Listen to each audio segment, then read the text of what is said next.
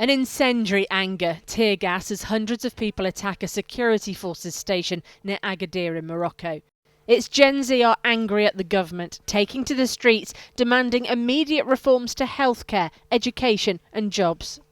The crowd begins to tear down the gates. Security inside draw their firearms and protesters set fires. 3 died. 500 kilometres north near the capital Rabat, and hundreds of masked teenagers torched cars, banks and shops, leaving a trail of burned out destruction in their wake. The day after, this. The ashes of what's left. The Interior Ministry in Morocco says more than 400 people have been arrested since the deadly protests began last weekend, and that hundreds of security forces personnel had been injured.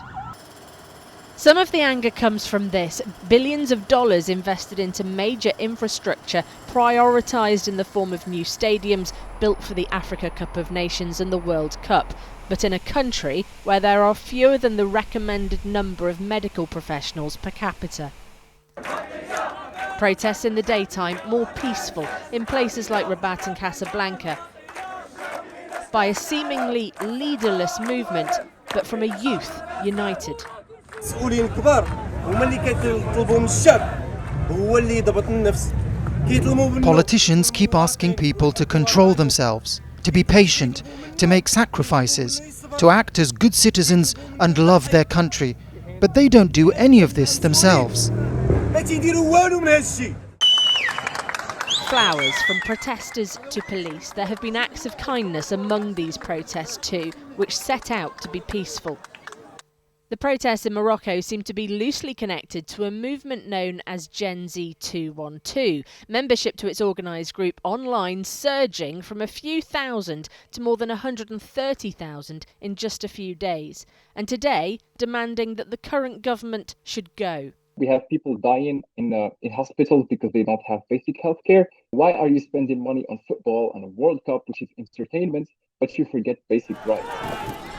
Dubbed the Gen Z protests, similar youth-led anti-government demonstrations have spread worldwide in recent months in places like Peru, the Philippines and Nepal, all led by the digitally native generation, all frustrated with their governments and where money's going.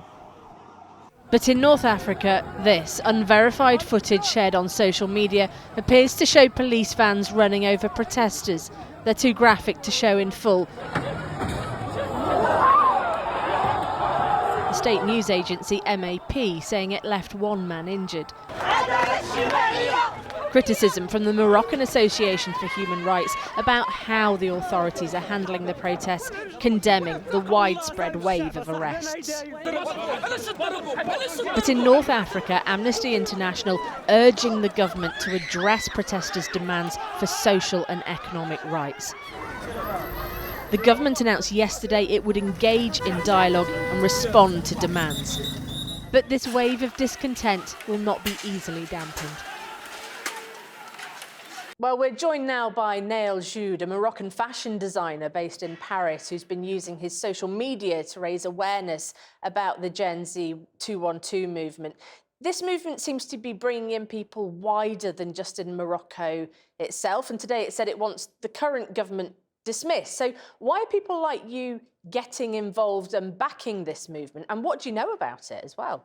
I've grown up there, I've seen the conditions, and I've always hoped, just like my peers, for a better future for our country. And today, the movement is all about breaking free from the crisis that's been going on since the appointment of our current government. So there's been a lot of corruption, embezzlement, misuse of budgets that have mainly been invested in anything else but basic human needs. The unemployment rates are at an all-time high, whereas the economy not only has been steady, but it's been thriving. So what we've been noticing is that this income, the GDP, has been going elsewhere. For example, healthcare is only 6% of the GDP investments. And it was the 2 years mark of the earthquake that happened, where the people that were victims of it are still not housed. They're still living in improper housing. So there's been footage that has gone viral of hospitals being empty, void of doctors, plus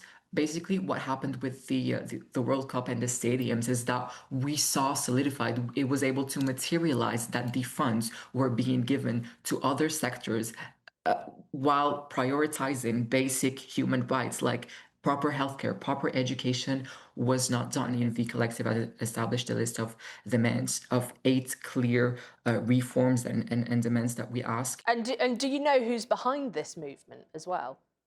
So there's no one person behind it. It is the youth, because we've all felt it. We've all struggled, because at the end of the day, the working class is the majority, is the national majority. So we all always had in us, with our ancestors, our grandparents fought for liberating our country from occupation. So we know how to march peacefully and ask for our rights. Reflecting on this week, what do protesters feel that they've achieved so far? First of all, unity. They've successfully structured their demands and released the official letter to His Majesty, God bless him and protected him. They've also made sure that the truth is established, for example, regarding all of the violence that has been made. You mentioned violence there. There has been damage caused as well that will also take a lot of money to repair. So authorities might argue that some protesters have actually gone against their own interests.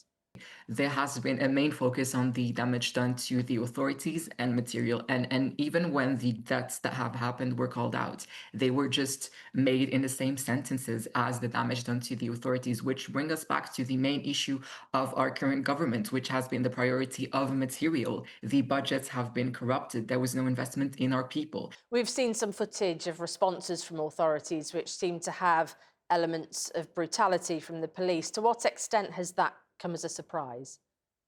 So it was quite a surprise for us Moroccans that believed in the rule of law. We thought we were past the days where injustice ruled, and especially with His Majesty, he made sure to compensate all of the people that were pastly treated unfairly by the authorities. And we all, whenever we see this footage, which by the way, 3 people have passed, may their soul rest in peace because of this state. So we always need to refocus about the roots of it, which is the demanding for our rights. It was just people peacefully protesting to make sure that their rights were respected. What about the timing? Why is it that Gen Z seem to have found their voice now? Is it simply the infrastructure projects linked to the football tournaments? And has it been linked to other recent Gen Z protests elsewhere in the world as well? To bring up for example, the Nepal discourse, which has been mainly done. What we've learned from Nepal is mainly the ability to gather, so that we could do it through social media, because a lot of protests that have been done throughout the years were mainly left lonely, so they were all in their own little areas. So the lack of unity has not been achieved. And to what extent do you think that the government will now listen? They have said that they will address the grievances fueling these protests. Do people believe them? Not at all, because we no longer trust our government. Neil Jude, thank you very much. Thank you.